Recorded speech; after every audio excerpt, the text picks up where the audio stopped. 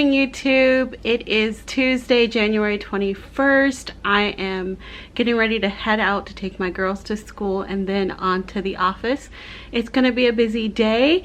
And if you're new to my channel, my name is Emily Brown and this is Emily Brown Speaks, where you can find content that is inspiring and that will encourage you to share your voice and be the change that you want to see in the world.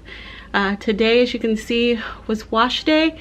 Let me know in the comments if you'd like me to do my curly hair routine for you. I can make a video for you about what I do for my hair. But other than that, it's time to get rolling and I'll catch up with you soon. So I made it to the office this morning. I am getting prepared for a new intern who's going to start today. I have partnership meetings, another research meeting, and I'm working on a letter of intent that's due tomorrow for one of our local foundations. Let's get to it.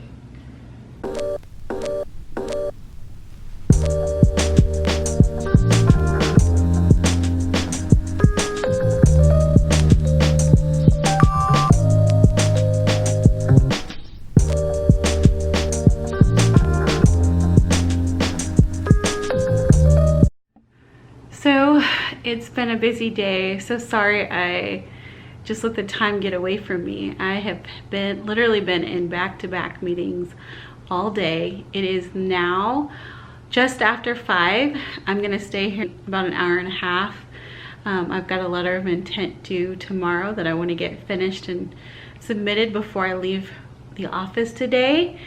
Tomorrow I have an exciting trip to Houston ahead of the Dietary Guidelines for Americans. It's the final and fourth public hearing for the Dietary Guidelines, which is really important because it sets the foundation of all of the federal nutrition programs and is really important for vulnerable families who are diagnosed with food allergy. So hoping I can get some work done here in the office and then head home and prepare for Houston tomorrow. See you later. So it's now about 6:30 and I am finally getting ready to leave the office.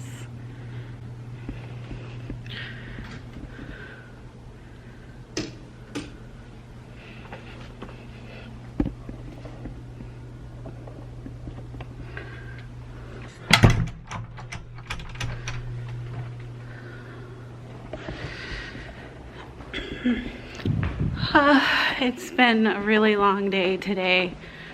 Not looking forward to the snowstorm coming in town. I actually was not going to leave for Houston until tomorrow night, but because of the impending storm, I moved my flight up to 7:20 tomorrow. So I've got to be at the airport by about 5:45, 6 a.m. So it's going to make for a really long night tonight and a really long day tomorrow.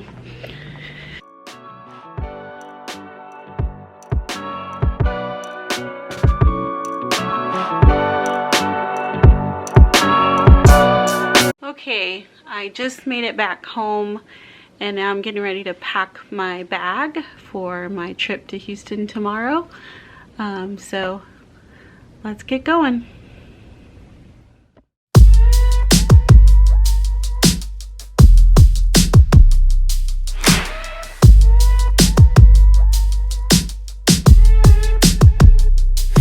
No little crowd, but still you are standing out.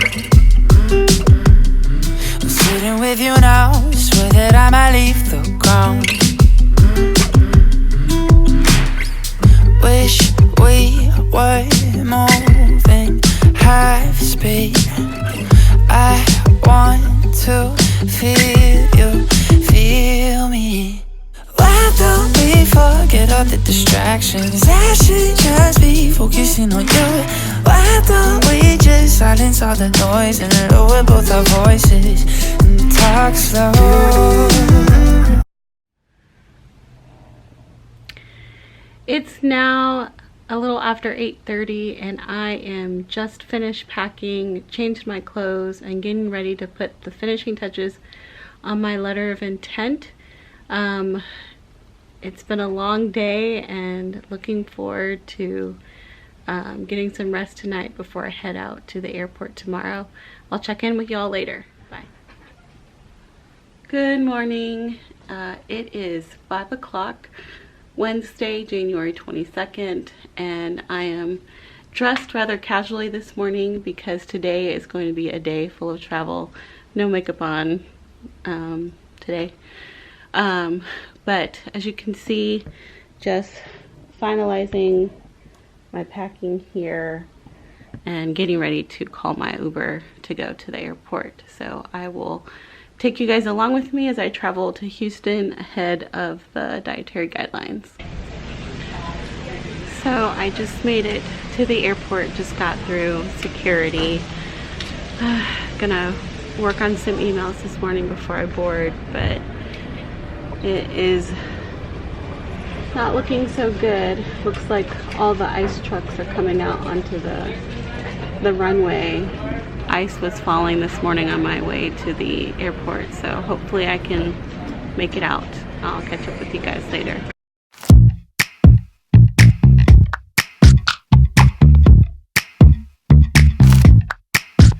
I was kissing you with my eyes open, but you said keep them closed and be in the moment. So I did my best to make you feel wanted. But what about what I want? What about what I want? And what I wanted was to crash with my dumb friends on the weekend instead of watching a movie. But you wanted me to be what you need instead of being me. Oh, and that's how I knew it. I guess I never loved you. Just made it to the hotel, getting ready to get into my room. I do have an 11 o'clock call and 2 p.m. call. Haven't had anything to eat today, so I'm gonna take my 11 o'clock call and try and find something to eat before my 2 o'clock call, and then it'll just be working on grant proposals and other written work that I haven't had time to do in the office. So I'm gonna enjoy this day with some peace and quiet before the hearing tomorrow. Talk to you soon.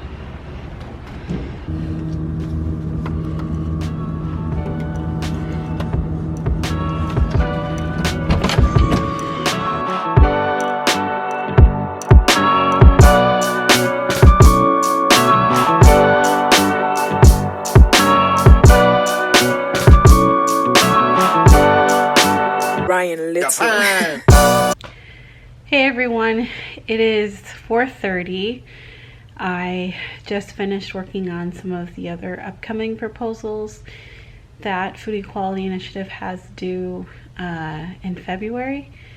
So I've been able to use this quiet time I've had here while I'm in Houston ahead of the hearing to work on those writing projects that, you know, are often difficult for me to complete in the office when it's a busy day and everyone is pulling at me. Honestly, the weather here is kind of gloomy in Houston. It's been foggy and rainy all day, and after the rough travel this morning, I'm honestly just exhausted. So I'm probably gonna just get some rest and then head out for dinner soon, because I don't want to be out, you know, while it's dark in a city where I'm not familiar. So I'll see if I can take you along with me for dinner. If not, we'll catch up later tonight. I want to take some time to just explain what the U.S. Dietary Guidelines for Americans are, why they're important, and why I'm here, and also encourage you to participate and lend your voice to this process. So looking forward to catching up soon. Good morning, YouTube. Welcome back to my channel. It is now Thursday, January 23rd, and I am in Houston, Texas. It is just after 6 o'clock. I think it's like 6:07. And so I'm up, I'm dressed, and I'm sorry I didn't get back to you yesterday regarding why I'm here and to share more about the dietary guidelines for Americans. But as you could tell, I was exhausted. So after dinner, I finished up a few things, did some personal reading, and went to bed. So, but I'm up and I'm ready, and I'm excited to share with you why I'm here today. So as I mentioned before, I'm here for the fourth and final public hearing for the Dietary Guidelines for Americans. Now, the Dietary Guidelines for Americans are reviewed and published every 5 years by an advisory committee that is pulled together. And this is really done by two agencies with the federal government. That's the USDA and HHS, which is Health and Human Services. And so what you should know is that the dietary guidelines are designed to help Americans eat healthier. It's really also designed to be used by policymakers and by healthcare providers, health professionals rather, to help people outline how they can improve their diet. I am looking at some notes just so you know. So the advisory committee functions as one role, reviewing all of the scientific literature, and then the public can also comment and can be engaged in the process. You can provide oral comments, like there will be oral comments today at the hearing, or you can submit comments online, and I will put a link below this video so that you can go on and submit your public comments as well.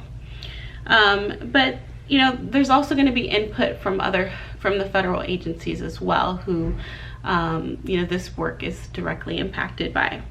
So there's really three components. So we've now talked about the advisory committee, we've talked about the public's role in this process, and we've talked about the federal agency's role in this process. And so this advisory committee has subcommittees, and I believe there are 6 subcommittees. And so of those subcommittees, I'll just name them off. There's the Dietary Patterns subcommittee, Pregnancy and Lactation subcommittee, Birth to 24 months. Now, this is the first time that they've had the birth to 24 months, so this is a new committee. Beverages and added sugar, dietary fats and seafood, frequency of eating committee, as well as the data analysis and food pattern modeling cross-cutting work group. So you may be saying, like, what does all this mean? And why is this important? And why did you have to fly to Houston for this? Well, I am the founder and CEO of Food Equality Initiative, and our mission is to end hunger and improve health in individuals with food allergies and celiac disease. And we do that through 3 main mission buckets. 1 is access to safe and healthy food. 2, it is nutrition education. And 3 is advocacy. And so I'm here fulfilling that 3rd bucket of our mission, which is advocacy. We are critically concerned about any policies or guidelines that may impact access to safe and healthy foods for the vulnerable families that we serve. And so you're wondering, but these dietary guidelines for Americans, isn't this broad? Well, it is broad, but there are specific topics that each of these committees are reviewing that directly impact individuals with food allergy. Now, I will say, for the patients that have celiac disease that we serve, celiac disease has not been mentioned at all in any of the subcommittee topics for review. But as an illness that's only treated by diet, it is important that it also has some representation here today. So that is why I'm here. And so I'm gonna kind of read off the topics that the committees are reviewing that impact food allergy. And those include, in the Pregnancy and Lactation Committee, they're reviewing whether maternal diet during pregnancy and lactation, how that impacts the risk of food allergy and the development of atopic disease, which is important because while there are 32 million Americans with food allergy, it's definitely an emerging public health crisis. We want to know as much as we can to try and slow down, the growth of the disease, or the number of people impacted by the disease. So that's really important for this committee to review. And as a mother of 2 children with food allergy who also have atopic disease, this is really fascinating for me because, you know, I'm sure like many mothers have wondered, is there anything I could have done to prevent this? So the other committee, birth to 24 months, is considering what is the relationship between complementary feeding and food allergies and atopic disease. So complementary feeding meaning, you know, you may provide, you know, breast milk or formula for a child, and then the other foods that they're eating is considered the complementary food. The other committee that I think is of most interest for definitely for Food Equality Initiative and the work that we do is what's going to happen in the data analysis and food pattern modeling cross-cutting working group. Now, this committee is responsible for reviewing and evaluating disease that is related to nutrition. And so this is really exciting because they actually have the task to describe and evaluate the prevalence of nutrition-related chronic health conditions, and food allergy is listed as one of those chronic nutrition-related food conditions. And so you're saying, but why is this so important? Well, these guidelines that are set by this advisory committee and with the input of the public and federal agencies for the next 5 years will have a tremendous impact on the policies that are made when it comes to federal nutrition programs and how food can be accessed in those programs, you know, what foods can be approved for those programs. And, you know, if you happen to be, you know, someone who falls into a vulnerable population and you have a diagnosis of food allergy or celiac disease, this will determine whether you can get that safe milk on that program, whether you can, you know, store your almond milk in the nurse's office, or whether you can store it in the kitchen with all of the other food. So, you know, there's just all of these challenges and they all work together. And this is why policy is so important. So I'm here today not only to represent the voice of the many people that we serve, but beyond, you know, the 32 million Americans. I'm also here to encourage you to get involved. So you can go on and you can submit your public comment, and Food Equality Initiative will be posting our public comment on our website next week once this video is released. And we will have a toolkit for you to go on and share your story, because it's important for the professionals and the experts who make these guidelines, for them to understand the impact of food allergy and the role that nutrition plays in your ability to have the best life possible.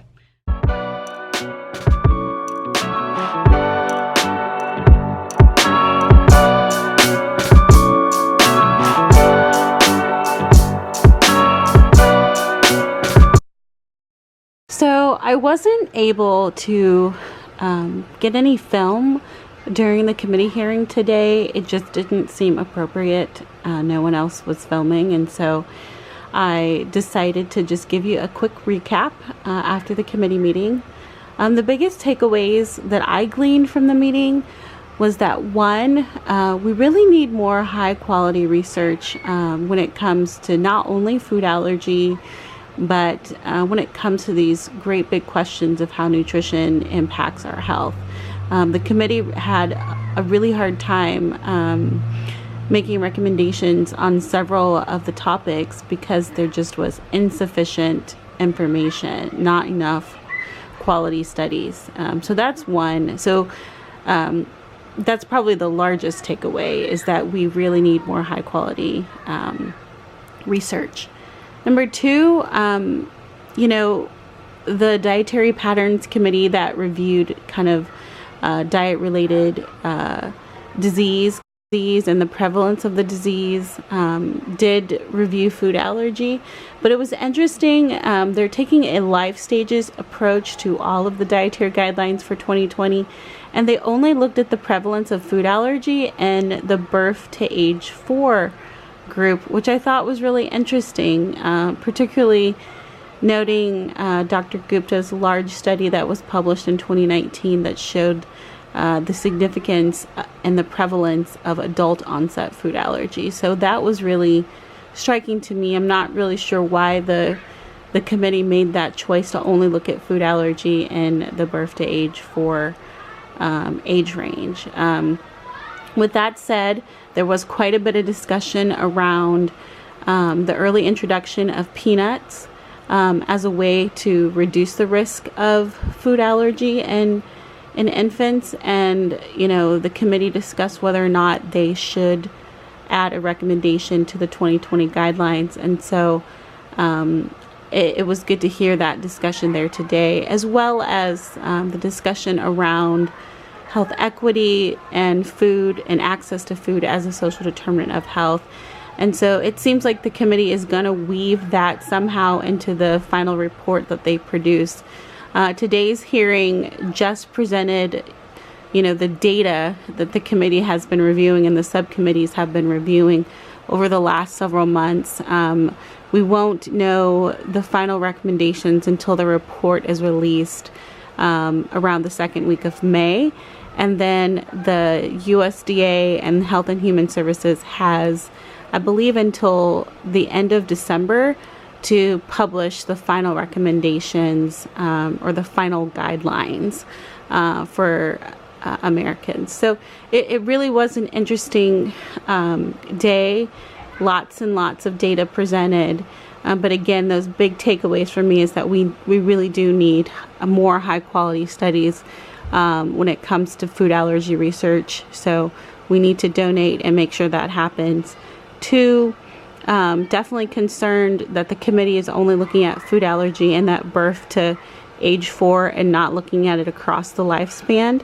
And 3, when it comes to looking at health equity, I'm hoping that and food insecurity as a social determinant of health, that is not just applied to diet-related illness such as cardiovascular disease and diabetes, but that it is looked at across the board, not only diseases that are caused by poor diet, but diseases that are only treated by diet, such as food allergy and celiac disease. So please stay abreast of Food Equality Initiative Social. I'll be posting information about the comments campaign on my social media as well, because next week we're going to publish our official comment and encourage you to comment, because again, that is your right as a citizen to be involved and engaged in this process, because these guidelines will go on to shape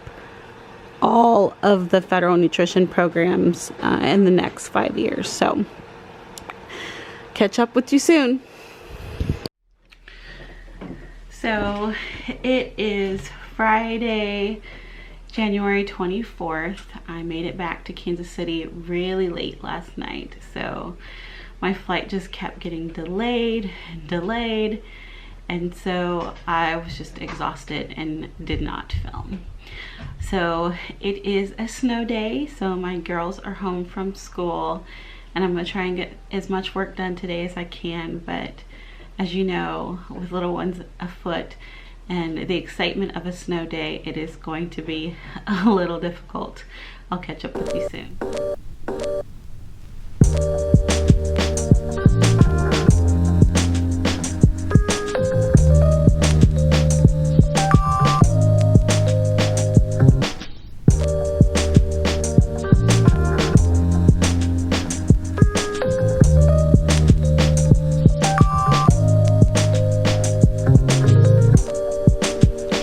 It is now just after 5 on Friday, January 24th. I am just ending work for the day, and I think I'm going to go ahead and end this vlog. Thank you for coming along with me during my work week from Tuesday, January 21st all the way through Friday, January 24th. If you like the content on my channel, please don't forget to like, subscribe, and comment, and I'll see you next time.